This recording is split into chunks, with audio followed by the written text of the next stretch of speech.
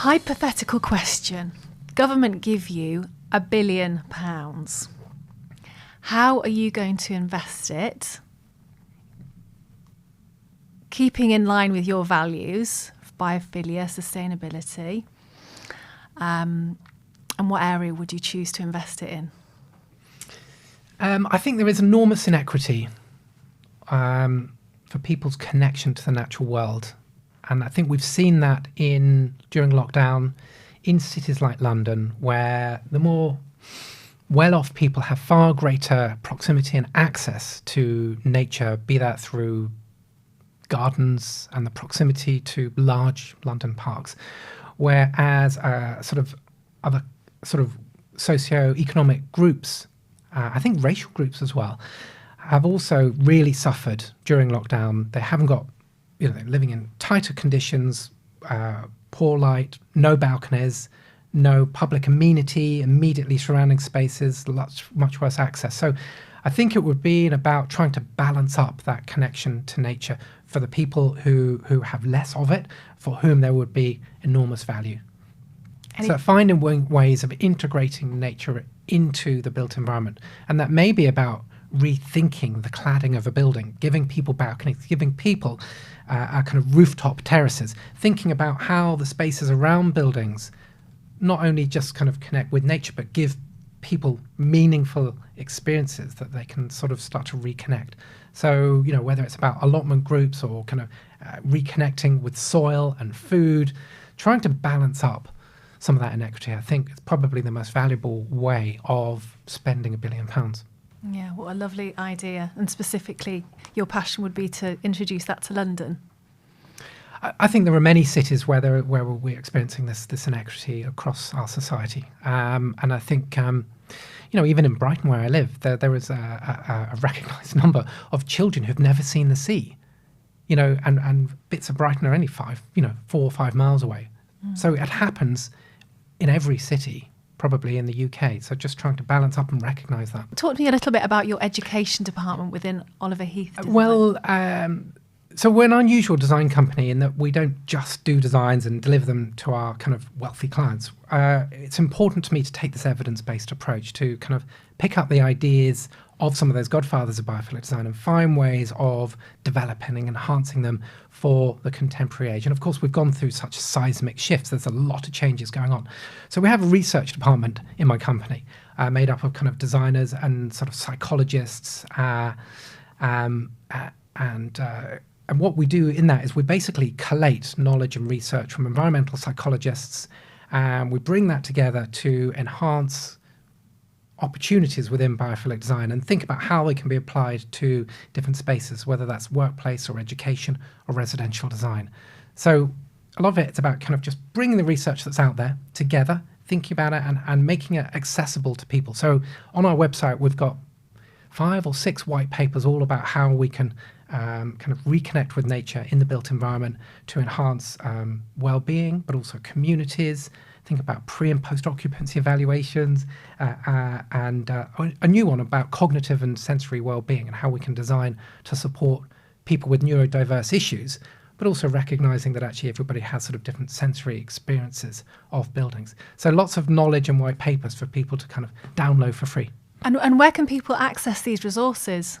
It's from our website, which is oliverheathdesign.com. And is that something that we have to pay for? Is that something? No, those white papers are actually for free. We've been writing with a company called Interface, who are a global flooring company, who have been the most fantastic supporter of our investigations into health and well-being. So they're basically a sustainable leader in kind of manufacturing and material design and supply.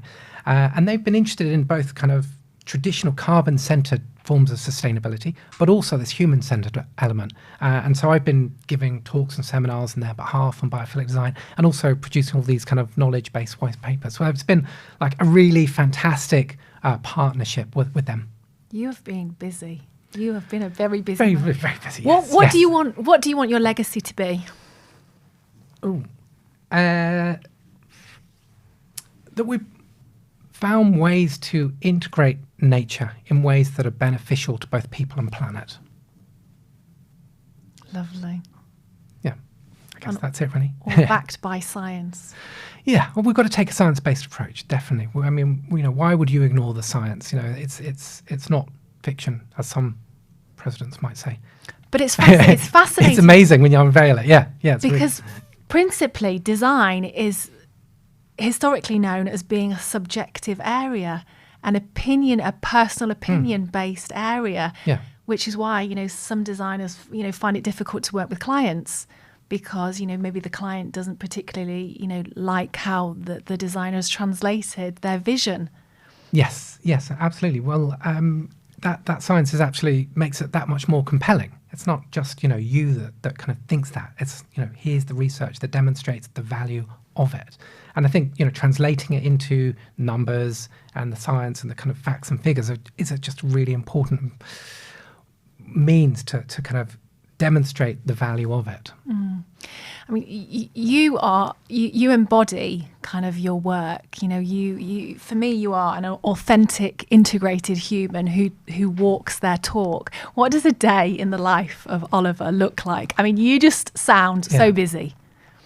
Yeah, I feel quite busy actually. Yeah, I tend to wake up quite early. What time? I don't know, like 6:15 or something. Is that quite early? Some people. It is from the rest of my family. Relatively early, I'm going to say, because they like to sleep in. And I quite like the peace and quiet in the mornings. So I might get up, have breakfast, walk Zev. What do you eat for breakfast? Oh, I'm really into gut health, actually. I'm really interested in the kind of gut health and microbiomes. And it's basically... Mark Hyman? Dr. Mark Hyman? Oh, okay, I'm going to look him up. Okay, so basically into this idea that we have gut health and basically we have a microflora in our stomach, so a connection with nature doesn't start with a pot plant, it starts with looking after and nurturing the microbiome and microflora in our stomachs. So I think it's really important personally to eat a lot of fruit and a lot of fibre and eating kind of like natural yogurts, things that will support your microbiome, and that's kind of like probiotics. Probiotics. What are you reading to get educated on that? Basically listening to a few podcasts and different people. I was listening to one the other day, so I just can't remember his name. I'm terrible with names. That's my problem. But gut flora. Gut flora is just really, really important. So I kind of always sort of eat, sort of foods that will support your gut flora. For example? Yogurts. I think oats, yogurts, nuts, seeds, chia seeds, as I mentioned, kind of probiotic yogurts and milk drinks, fermented foods.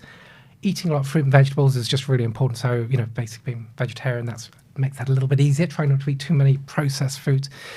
So, yeah, keeping that, because I think there is this really interesting emerging idea of the connection between the kind of gut-brain axis and how important your gut is for influencing your physical and mental well-being. And we can design environments to support that. Well, we say that our psychology affects our physiology. So what we actually think and believe actually affects the way we feel, which is principally what you talk about. And I think some of that feeling starts within the gut. So, looking after that gut flora, I think, is really important. I think this is a new area that's going to, in the next 10 years, become more and more and more recognised, understood, and more important. So that's breakfast, then what? Yeah, so then I sort of probably cycle to work, get to work about at 8 o'clock in the morning and have an hour in work before my staff come in. So cycling, no driving? Oh yeah, cycle every day. Yeah, cycle through Brighton. Yeah, exactly. Got to cycle. Brighton's quite hilly, so you get quite a good bit of exercise. And then have an hour before work, before my staff come in to answer the flood of emails from the day before. And then the staff come in and basically it'll be like meetings with staff, creative discussions, Zoom calls, answer a few emails, more Zoom calls, then just kind of like cycle home a bit kind of overwhelmed by the end of the day. Oh, and the other thing we do, which is really important, I forgot to say, we have this thing at work, which is, we call the power of soup. And basically every day, what we do is we at about 11 o'clock, we sort of discuss what soup we're going to make, and somebody goes to get the ingredients from a local shop, and we have a soup machine.